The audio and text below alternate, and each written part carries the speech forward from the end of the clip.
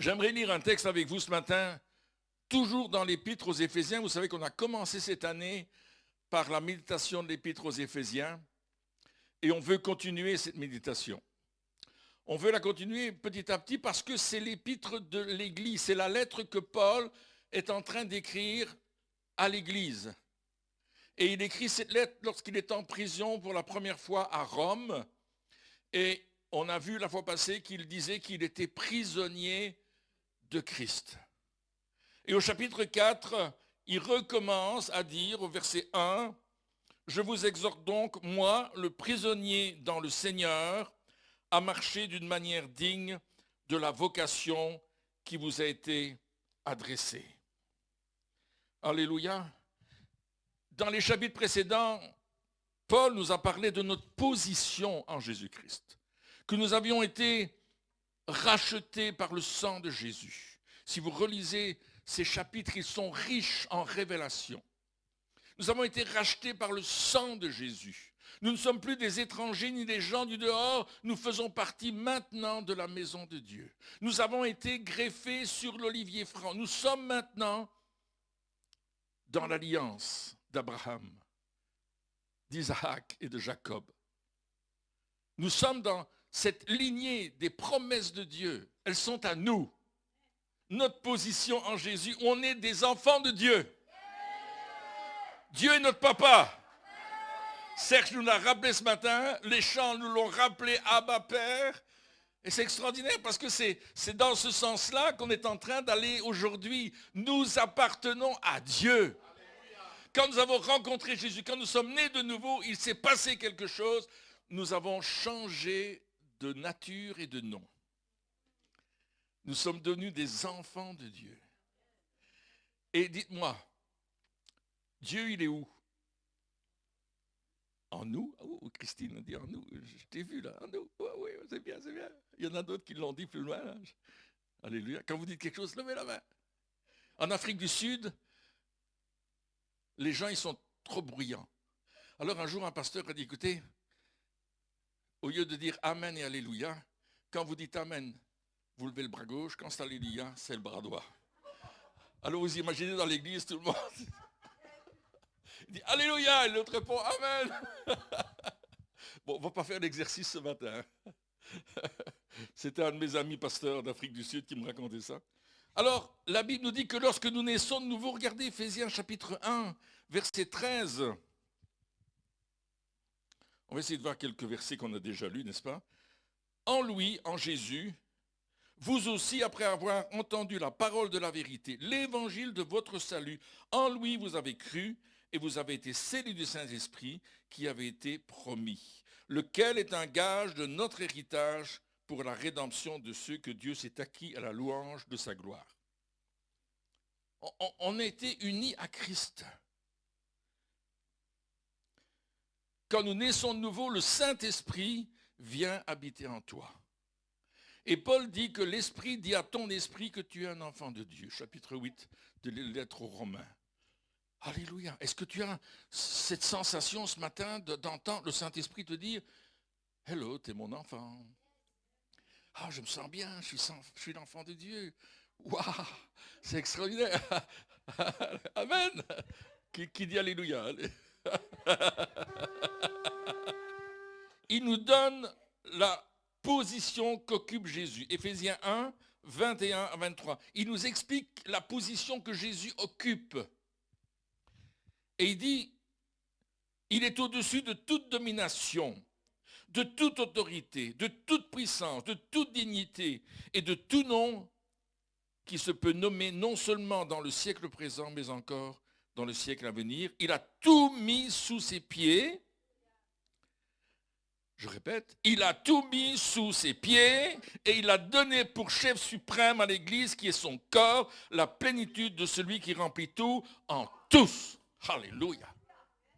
Mes amis, en tant que corps de Christ, chacun d'entre nous, nous sommes le temple du Saint-Esprit. Mais ensemble, nous sommes encore plus le temple du Saint-Esprit parce que la plénitude de Jésus habite en nous. Alléluia. Et parce qu'elle habite en nous, on va remporter des victoires.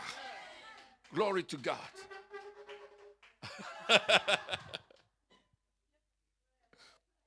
Bon, si c'est la première fois que vous venez chez nous, vous allez trouver qu'on est un peu bizarre, mais on est une famille, on n'est pas, guindé, donc vous êtes à la maison. Sentez-vous libre.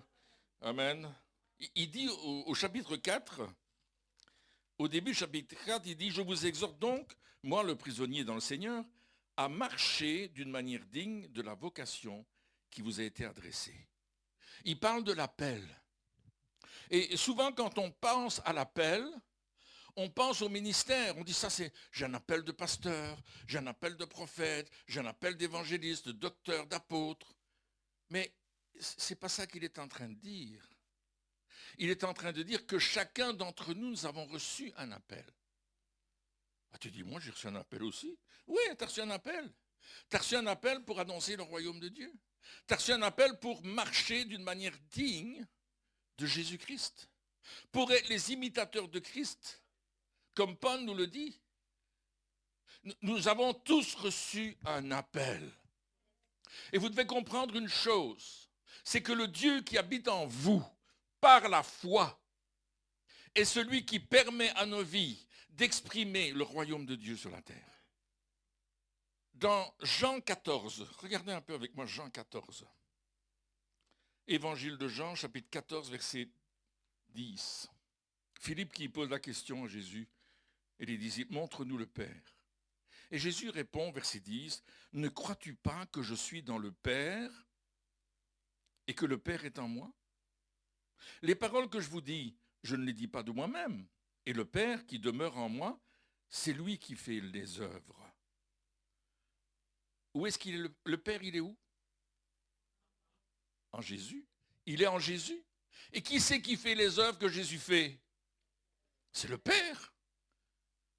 Oui, mais si Jésus vit en toi, et que le Père vit en Jésus, et que le Saint-Esprit vit en toi pour te dire que tu es un enfant de Dieu, qui c'est qui va faire les œuvres que tu vas accomplir?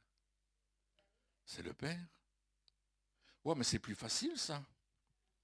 J'ai pas à faire d'efforts. J'ai juste besoin de rester en communion, d'intimité avec le Père. J'ai juste besoin de comprendre cette dimension spirituelle qui est dans ma vie. Et souvenez-vous qu'au premier chapitre de la lettre aux Éphésiens et au verset 3, Paul nous dit que nous sommes bénis de toutes sortes de bénédictions spirituelles dans les lieux célestes. Où sont mes bénédictions spirituelles? Il est en train de me parler d'un autre royaume.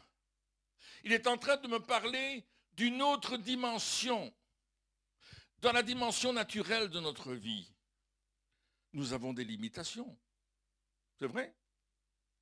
D'abord, la limitation de la vie. Tu nais un jour, tu meurs un jour. C'est limité, c'est tout. Tu as la limitation du temps. On est limité par le temps, on est limité par l'espace. Si je veux me déplacer, j'ai besoin de ma voiture, ou d'aller à pied, ou prendre un vélo, ou que sais-je, j'ai besoin d'un véhicule, j'ai besoin de quelque chose. On est limité par la masse, le poids, on est limité. Dans le domaine spirituel, il n'y a aucune limite. Il n'y a aucune limite. Là où est l'Esprit du Seigneur, là est la liberté. 2 Corinthiens 3, 17. Là où est l'Esprit du Seigneur, là est la liberté. Et la liberté, ça veut dire que je suis libre. Pourquoi? Parce que celui qui délivre habite en moi. Celui qui guérit habite en moi. Celui qui sauve habite en moi. Celui qui transforme habite en moi. Celui qui donne la vie habite en moi. Pas de limite. Parce qu'il vit en moi. J'ai besoin aujourd'hui de rentrer dans cette dimension spirituelle du royaume de Dieu. J'ai besoin d'aller dans ces réalités spirituelles parce que c'est là que je suis assis. Dans les lieux célestes, en Jésus-Christ. Waouh! C'est une épître extrêmement riche de révélation et de vérité. Si nous prenons Matthieu chapitre 15, un chapitre que j'aime beaucoup parce que j'ai prêché dessus bien des fois, et à partir du verset 29, jusqu'au verset 31. Matthieu chapitre 15, verset 29 à 31. Jésus quitta ces lieux, et vint près de la mer de Galilée. Étant monté sur la montagne, il s'y assit. J'aime beaucoup le fait que Jésus s'assied lui aussi. Il prend son temps. C'est important. Parfois, on ne s'assied plus, on court à gauche, à droite, etc. Assieds-toi, prends du temps, viens dans la présence du Père. Alors s'approcha de lui une grande foule, ayant avec elle des boiteux, des aveugles, des muets, des estropiés, et beaucoup d'autres malades, et on les mit à ses pieds, et il les guérit. En sorte que la foule était dans l'admiration de voir que les muets parlaient, les estropiés étaient guéris, les boiteux marchaient, et que les aveugles voyaient, et elles glorifiaient le Dieu d'Israël. On voit là quelque chose d'extraordinaire. Jésus arrive, il s'assied, imaginez l'image. Et tout d'un coup, tu as plein de gens qui arrivent vers Jésus et qui viennent déposer leurs malades à ses pieds, et Jésus les guérit. C'est tout simple, tout simple. Le texte est extrêmement simple. Il ne dit pas Jésus secouant une branche de ceci, de ce côté-là, et puis il fait... Non, non, non, non, non. On les dépose à ses pieds et il les guérit. Pourquoi? Parce que Jésus est dans le domaine spirituel, dans le royaume spirituel. Souvenez-vous, Jean 14, 10, c'est le Père qui est en moi qui fait les œuvres. Vous vous souvenez? Mais 2 versets plus loin, il dit celui qui croit en moi, verset 12, fera les œuvres que je fais et il en fera même de plus grandes parce que je m'en vais au Père. Et parce qu'il s'en va au Père, il nous a promis de nous envoyer le Saint-Esprit qui est un gage de notre héritage. On l'a lu tout à l'heure au chapitre 1er de l'Épître aux Éphésiens, verset 14. Waouh! Je suis dans cette dimension spirituelle de la présence de Dieu. Et c'est là que je suis appelé à demeurer. Parce que le Dieu qui est en moi va faire les œuvres. Jésus disait, c'est pas moi qui fais les œuvres, c'est le Père qui est en moi qui fait les œuvres. Et puis Jésus dit, si tu crois en moi, si tu vas faire les mêmes œuvres que moi, et tu en feras de plus grandes. Pourquoi? Parce qu'il est en moi et qu'il accomplit les œuvres. Alléluia. Vous voyez cette richesse que Dieu nous donne. Vous voyez cette richesse que Dieu nous apporte.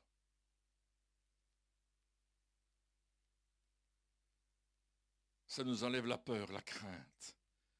Ça enlève de notre vie, je ne suis pas capable. Je ne vais pas y arriver.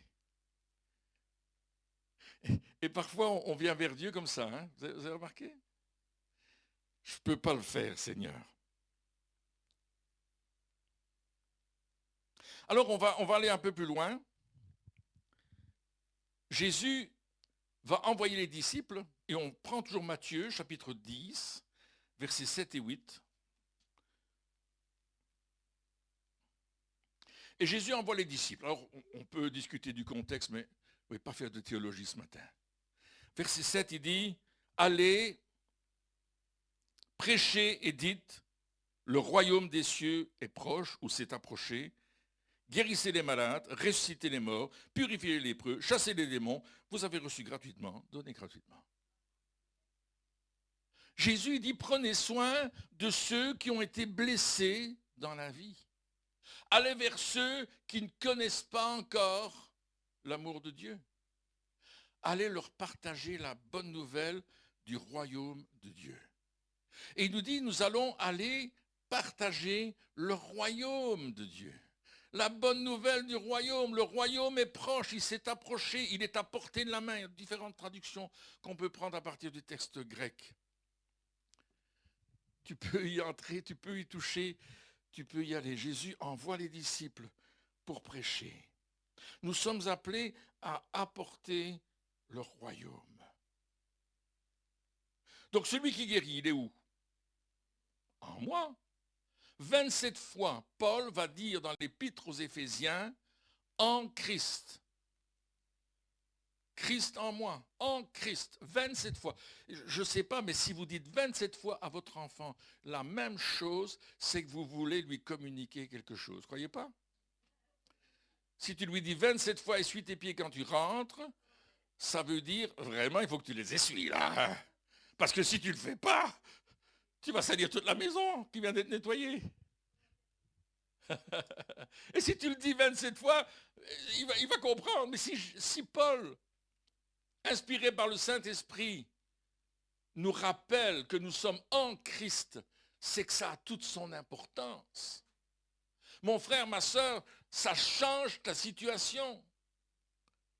Nous sommes, je le disais tout à l'heure, limités sur cette terre. Mais dans le domaine spirituel, dans le royaume de Dieu, il n'y a pas de limite. Et c'est là que Dieu nous appelle à demeurer. Souvenez-vous, Jean 15, si vous demeurez en moi, verset 5, et que ma parole demeure en vous. Si vous demeurez en moi et que ma parole demeure en vous. Il y a des richesses dans la parole de Dieu, mais j'ai besoin d'avoir cette parole dans mon cœur. Parce que la parole de Dieu, c'est Dieu qui me parle, c'est Dieu qui te parle, c'est Dieu lui-même qui t'adresse sa lettre d'amour pour toi. Et quand on se tient loin de la parole, on se tient loin de Dieu. Oh, il y a des changements à voir. Quand je me tiens loin de Dieu, je me refroidis. J'ai besoin d'être réchauffé. Alléluia.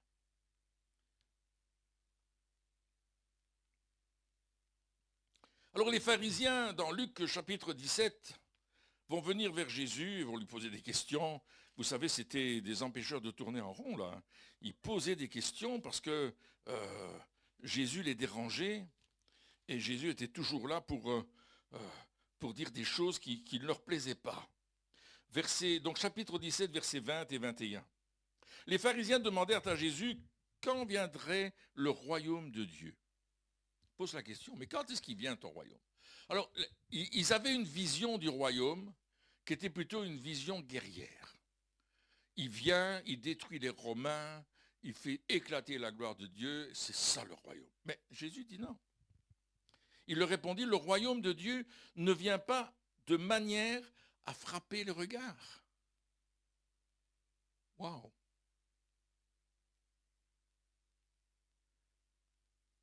On ne dit point, il est ici ou il est là, car voici le royaume de Dieu est au milieu de vous.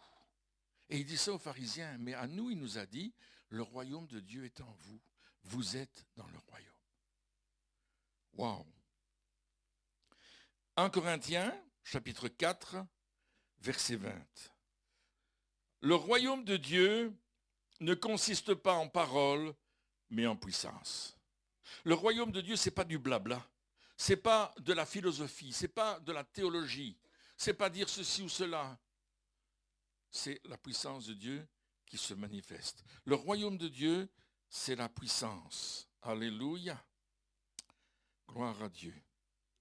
Et nous avons de la puissance pour accomplir notre appel. Vous vous souvenez, au début, je vous ai dit, on a tous un appel et on va l'accomplir.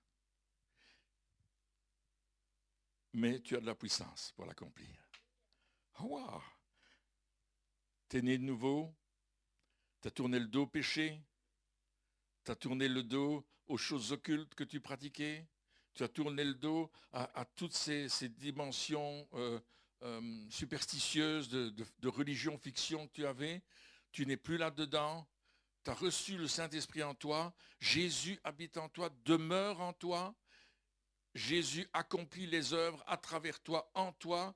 Tu apportes le royaume là où tu es et Dieu te donne la puissance pour le faire. Nous sommes dans une autre dimension qui fait que nous ne dépendons pas du monde pour accomplir notre appel, mais nous dépendons seulement du roi des rois. Moi, je me suis souvent trompé en croyant que c'était le monde qui allait pourvoir à mes besoins pour annoncer le royaume de Dieu. Je me suis trompé là-dedans. Mais en fait, Dieu dit non, moi je vais pourvoir à tes besoins. Je t'ai appelé, je pourvois. je suis avec toi. Et si on a pensé que c'était notre business, nos affaires, l'argent qu'on avait mis comme ceci ou cela, qui allait accomplir le royaume, il est temps de dire, Seigneur, je dois changer de mentalité. Je dois commencer à croire qu'il n'y a que toi qui peux pourvoir. Parce que tu es mon papa. Et un papa, il pourvoit aux besoins de ses enfants. Un papa, il va leur donner ce qu'ils ont besoin. Amen. Si tu ne leur donnes pas, il faut que tu changes ton attitude. Tes enfants ont besoin de toi. Quel que soit leur âge. Quel que soit leur âge, ils ont besoin de leur papa. Éphésiens 4, verset 3. Revenons à Éphésiens.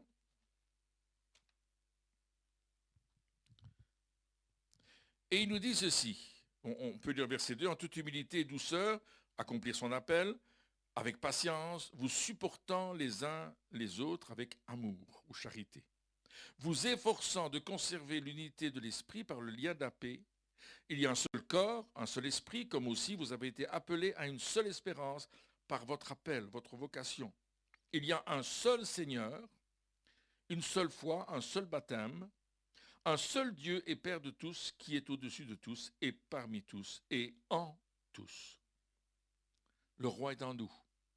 Il dit, le roi est en toi et nous avons un approvisionnement sans limite. Dieu te dit, je vais pourvoir, parce que c'est moi qui fais l'œuvre. Et ce que je vais faire sera sans limite. Mon approvisionnement, ce que tu as en Jésus-Christ, est sans limite. Nos bénédictions sont dans les lieux célestes. Éphésiens 1, 3, je rappelle, nous avons été bénis de toute bénédiction spirituelle en Jésus-Christ dans les lieux célestes. Nous avons été bénis. C'est pas nous serons peut-être un jour bénis, ou demain tu auras ta bénédiction, ou plus tard. Non, en Jésus-Christ, je suis dans cette réalité céleste. En Jésus-Christ, j'ai cette réalité-là, je ne suis plus limité par ma dimension charnelle de la terre, parce que je suis avec Christ dans les lieux célestes.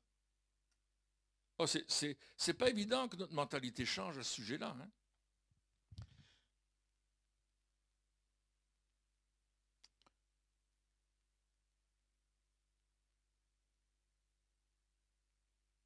Alors, ce que Dieu met en vous, ce n'est pas seulement pour vous, c'est aussi pour les autres. Ceux qui ont besoin de cette dimension. Dieu met cette bénédiction en toi, mon frère, ma soeur, pour que tu la portes à d'autres. Et dans Matthieu 15, qu'on a lu tout à l'heure, suit le récit de la multiplication des pains, qui nous montre que Dieu n'a aucune limite. Les disciples disent, nous on a quelques pains, quelques poissons, mais il y a 5000 hommes là. Plus les femmes, plus les enfants, on avait compté 20 000 à 25 000 personnes. Quand Jésus allait quelque part, il y avait du monde. Hein? Il dit, mais comment on va les nourrir avec ça? Qu'est-ce qu'on va faire avec le pain? On a 5 pains et 2 poissons. C'est pas possible. Mais Jésus sait qu'il n'y a pas de limite. Alors qu'est-ce qu'il fait, Jésus? Il lève les yeux au ciel et dit, merci Seigneur, je bénis ce pain. Allez, donnez. Ce que Dieu met en nous, ce n'est pas seulement pour toi, pour que tu deviennes riche, pour que tu aies beaucoup de choses, mais pour que tu donnes aux autres. Parce que quand tu donnes, il te redonne. Parce qu'il n'y a pas de limite avec Dieu. Quand tu offres ce que tu as, parce que tu crois que Dieu pourvoit tes besoins, alors Dieu multiplie ce que tu donnes. Quand tu partages le royaume avec d'autres, tu leur donnes la vie, tu leur sauves la vie. Vendredi, à notre réunion de prière, on parlait de Jairus qui est venu se jeter aux pieds de Jésus et qui a dit « Sauve ma fille, elle est en train de mourir, sauve-la » Et puis, je ne savais pas trop ce que c'était le terme grec qui est ça, mais c'est « Donne-lui la vie », c'est le mot « sozo ». Et qu'elle vive, c'est le mot « soa ». La vie qui va vivre. Et c'est surnaturel. Ce que j'ai reçu, je le donne à d'autres. Tu as reçu suffisamment, no limites, pas de limite en Christ. Tu as reçu suffisamment pour donner abondamment à d'autres. Parce que nous sommes dans l'abondance. Je suis venu, dit Jésus. Jean 10, afin que mes brebis aient la vie et qu'elle l'ait en abondance. Il dira dans le psaume, je n'ai jamais vu le juste abandonné et sa postérité mendiant son pain. Pourquoi? Parce que si je suis justifié, je vis par la foi. La foi en quoi? La foi en Dieu, la foi dans la parole de Dieu, la foi dans les déclarations de Dieu, la foi que je suis dans le royaume qui n'a pas de limite, la foi que je suis dans la présence de Dieu qui domine sur toute chose. Alléluia! Quelque chose doit changer dans ma mentalité, quelque chose doit changer dans ma manière de parler, quelque chose doit changer dans la façon dont je fais les choses. Alléluia. Et vous savez ce qui se passe?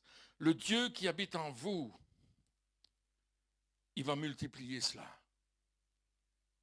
La délivrance, la guérison, le salut. Ah, vous croyez que c'est réservé à des spécialistes? Nous avons l'abondance du ciel dans nos vies. Alléluia. Le monde attend que tu témoignes de son amour, de l'amour de Christ, du royaume de Dieu, de la bonne nouvelle du royaume. Le monde attend que ce soit toi qui lui redise.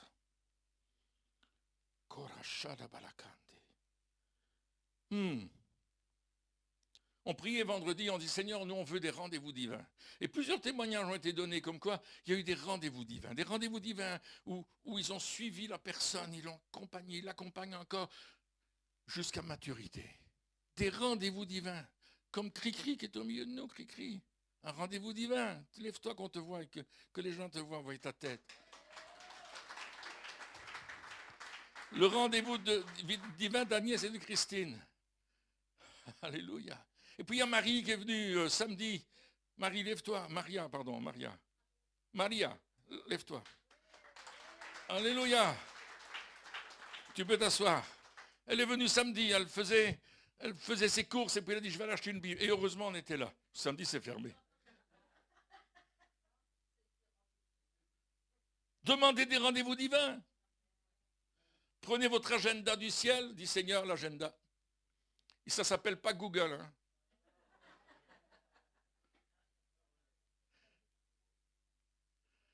Et te dit, Seigneur, je ne veux pas être dérangé dans mes connexions là.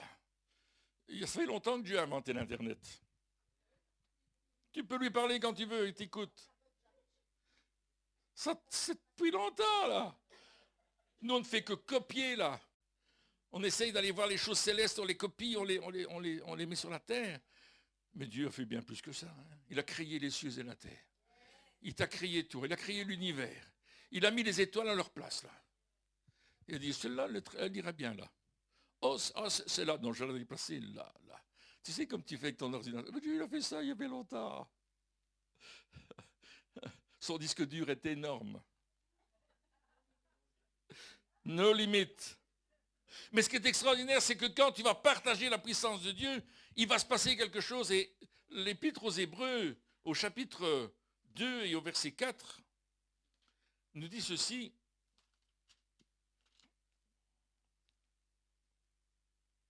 Dieu appuyant leur témoignage par des signes, des prodiges et divers miracles, et par les dons du Saint-Esprit distribués selon sa volonté.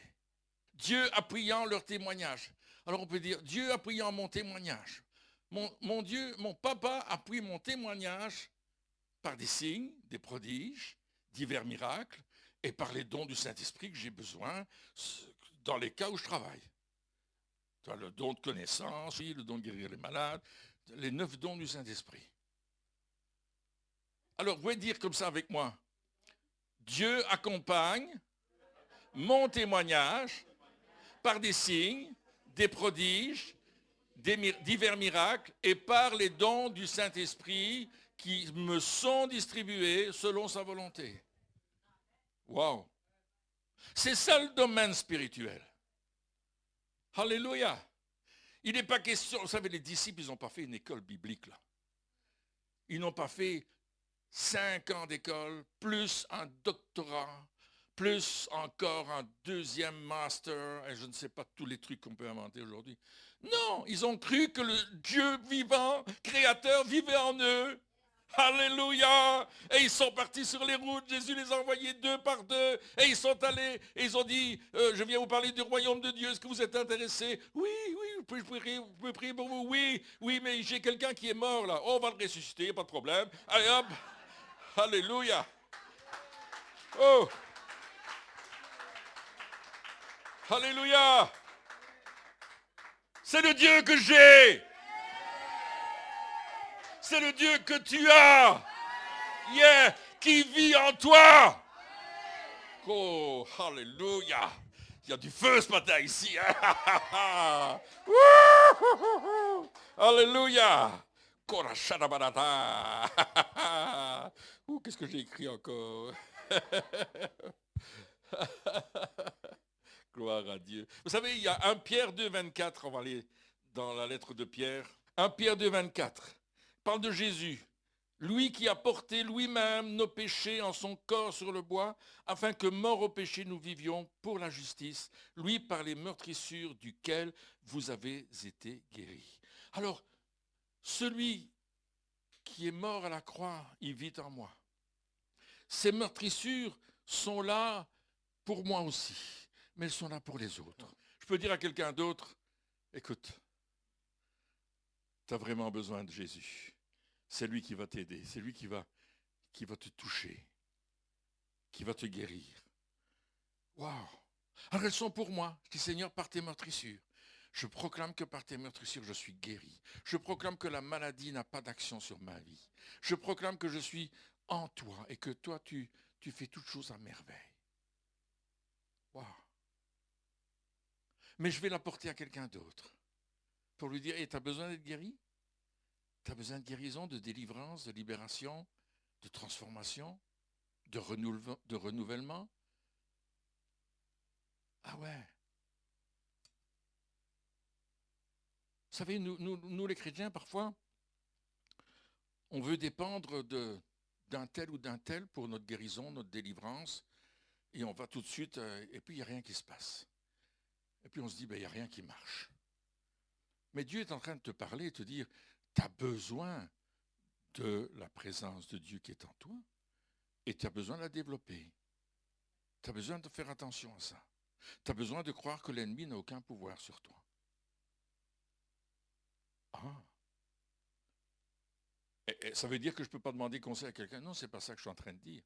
Je suis en train de te dire que le Dieu qui vit en toi t'a donné suffisamment de capacités sans limite dans les lieux célestes pour changer ta manière d'être. On est d'accord avec ça? Lorsque vous priez pour quelqu'un qui a besoin de guérison, votre foi va chercher ce qui se trouve dans les bénédictions spirituelles, le royaume de Dieu qui demeure en vous, et il le manifeste dans le royaume naturel. On doit toujours être dans cette communion, cette relation du royaume céleste et l'amener sur la terre, l'amener là. Je suis dans ce royaume et something is happening. Quelque chose est en train de se passer quand je suis dans cette dimension-là. Alléluia. Vous savez, le diable, il ne veut pas que vous sachiez ces choses. Il ne veut pas que vous ayez ce type de foi. Parce qu'il sait qu'à travers votre foi, vous allez manifester le gouvernement céleste, la dimension spirituelle, et vous allez aussi démontrer le royaume de Dieu.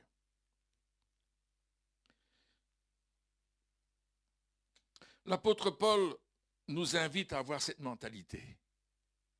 Il t'invite, mon frère, ma sœur, d'avoir cette mentalité du royaume céleste. Et il va falloir, dans les jours qui viennent, te corriger dans ta pensée. Je vais devoir me corriger dans ma pensée. Je vais devoir me corriger dans ma manière de parler, de dire les choses. Parce que je peux dire le contraire de ce que je crois. Je vous le disais la fois passée, parfois on dit le contraire de notre foi. Et puis on se dit, mais pourquoi ça ne fonctionne pas? Mais j'ai dit le contraire. Et là, on commence à avoir des choses difficiles dans notre vie, dans ta vie. Mais quand tu restes branché sur le Seigneur, waouh!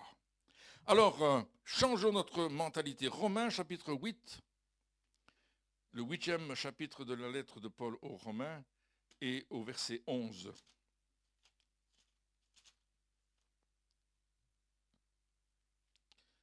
De 11 à 13, chapitre 8. Ah oui, je suis au chapitre. Je sais pas où j'habite. C'est un très très bon chapitre, le chapitre 8 de la lettre aux Romains. Et si l'esprit de celui qui a ressuscité Jésus d'entre les morts habite en vous, est-ce qu'il habite en vous? Alléluia! Celui qui a ressuscité Christ d'entre les morts rendra aussi la vie à vos corps mortels par son esprit qui habite en vous. Et ce n'est pas seulement quand on va ressusciter, mais c'est aussi pour maintenant. Il veut le faire, il veut changer notre manière d'être, n'est-ce pas? Ainsi donc, frères, nous ne sommes point redevables à la chair pour vivre selon la chair, c'est-à-dire le domaine naturel. Si vous vivez selon la chair, vous mourrez. Mais si par l'esprit vous faites mourir les actions du corps, vous vivrez. C'est-à-dire que, et puis il continue, car tous ceux qui sont conduits par l'esprit de Dieu sont fils de Dieu. Alléluia. Ce n'est pas une grande révélation, c'est une affirmation extraordinaire que Paul nous donne. Lisons notre Bible.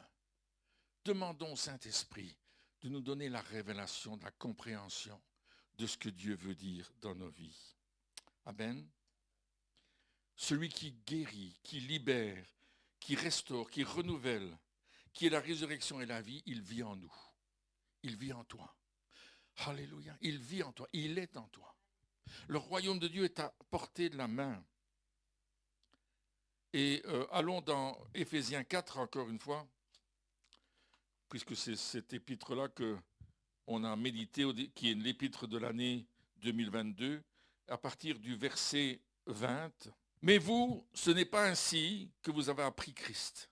Si du moins vous l'avez entendu et si conformément à la vérité qui est en Jésus, c'est en lui que vous avez été instruits à vous dépouiller, eu égard à votre vie passée, du vieil homme, l'homme naturel, qui se corrompt par les convoitises trompeuses, à être renouvelé dans l'esprit de votre intelligence et revêtir l'homme nouveau créé selon Dieu pour une justice et une sainteté que produit la vérité.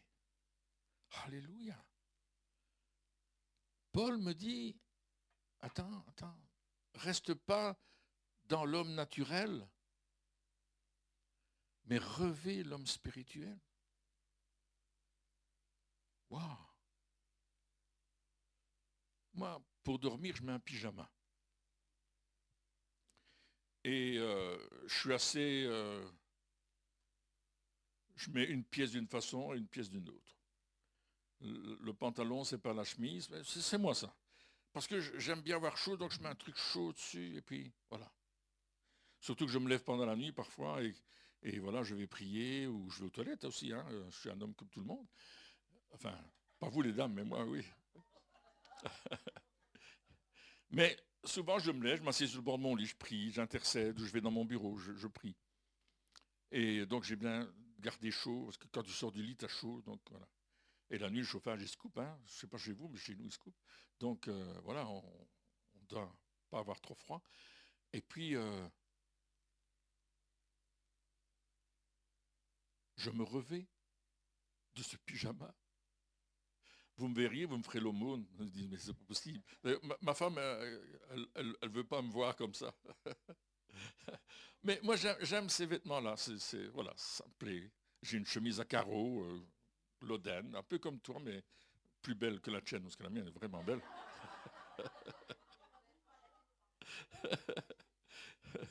Voilà, bon, peu importe. Mais j'ai revêtu ce vêtement. Mais quand je viens à l'église, je ne viens pas en pyjama. Heureusement. Vous dites, mais qu'est-ce qu'il fait? Non, Christine me dit, oh, tes pantalons là, il faut les repasser, tu ne vas pas mettre ces pantalons comme ça. Et elle repasse mes pantalons le dimanche matin, là, pour que je revais l'homme nouveau. Et puis quand je suis habillé, je dis, regarde-moi, ça va les cheveux? Je dis, non, t'as vu? Ce matin, elle me dit, t'as vu ce que t'as sur la tête? J'avais une toupette comme ça. Il dit, fou.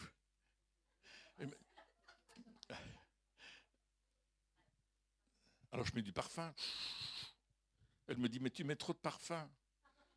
Je sais pas parce que j'ai pas d'odorat. Donc je mets du parfum. Mais j'espère que les autres vont le sentir. Je vous dis pas, je vous assure que c'est vrai. Demandez à Christine, elle va vous confirmer. Mais j'ai revêtu l'homme nouveau, vous comprenez? De la même façon, ne restons pas dans nos vieux habits d'autrefois, nos vieilles habitudes, nos vieilles manières de faire, même que j'ai appris à l'église, même que j'ai appris peut-être dans ma confession, là où j'allais tout le temps. Arrêtons d'être comme ça. Mais décidons de rentrer dans quelque chose de nouveau. Décidons de revêtir l'homme spirituel. Décidons de dire, Seigneur, c'est là, c'est ça que je veux. Et peut-être tu auras difficile de faire les boutons de ta chemise spirituelle. Il faudra que tu apprennes. Il y a des choses que tu vas devoir apprendre. Vous comprenez l'image que je suis en train de donner? Parce que tu n'as pas l'habitude, tu n'as pas pensé de cette manière-là. Mais celui qui habite en toi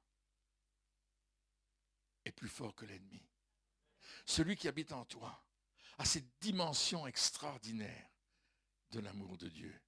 Celui qui habite en toi te donne d'aller plus loin. Pas de limite, pas de dimension humaine, mais on est dans le domaine spirituel. On est dans le royaume de Dieu. On est dans la dimension du royaume de Dieu. Amen. Alors je vais arrêter là, j'ai presque fini. Midi moins 5. Waouh. C'est bien, Christine, hein? T'es contente? Elle ne m'a pas demandé, hein, parce qu'avec Dieu, on n'a pas de limite. Amen. Mais je voudrais qu'on garde, on revienne dans cette dimension. On a chanté un chant tout à l'heure, on a chanté beaucoup de chants qui étaient super beaux. Merci à l'équipe de louanges pour la dimension spirituelle de vos louanges et de votre adoration. C'était très bien. J'ai vraiment été au ciel pendant un moment. Moi, dans la louange, parfois je ne suis plus là. J'entends, mais je ne suis plus là. Je vois le ciel, je vois les adorateurs qui sont devant le trône et qui adorent le Seigneur. Je suis là. Et Dieu nous appelle à aller là, car il cherche des adorateurs en esprit et en vérité. Il veut que nous allions à cette dimension-là, que nous ne restions pas à la dimension du sol, mais que nous allions plus haut. Et la louange nous amène plus haut. Merci Pamela, merci à toute l'équipe. Vous nous amenez vraiment plus haut. Et on chantait ce chant, que Dieu se lève. Que Dieu se lève. Nous, on chantait ça quand on était à l'école biblique en 1985. Très longtemps. Et on chantait ce chant et Christine avait fait une chorégraphie avec le chant. Et avec les étudiants, l'école, on avait fait une chorégraphie. Il fallait être 6 ou 7 pour le faire, même 8 ou 10. Et on faisait une chorégraphie qu'on a fait en place publique, bien sûr, avec ce chant-là.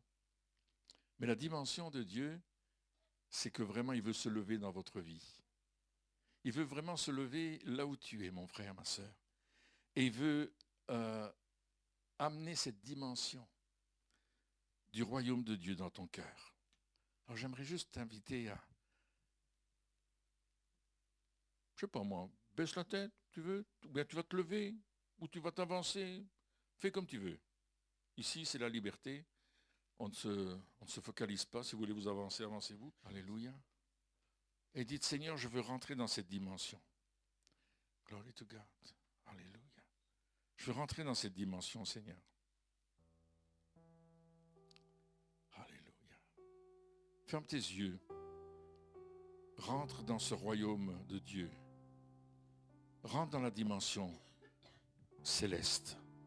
Maintenant. Rentre dans cette dimension céleste. Dis, Seigneur, je veux voir ton royaume. Je veux goûter ton royaume. Je veux goûter ta présence.